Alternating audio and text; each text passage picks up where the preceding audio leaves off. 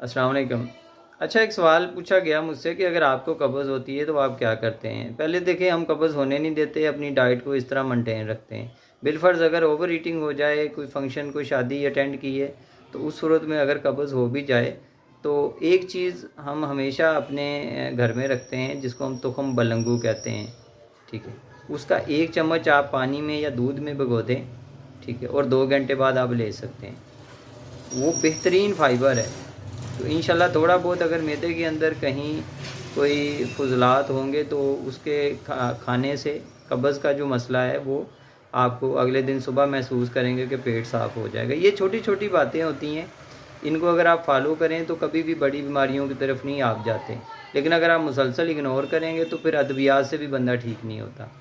तुख़्म बलंगू 1 चाय का चम्मच पानी में डाल के 2 घंटे बाद ले लें। अल्लाह पाक सबको अपने हिफ्ज़-ओ-मान में रखे। अल्लाह हाफ़िज़।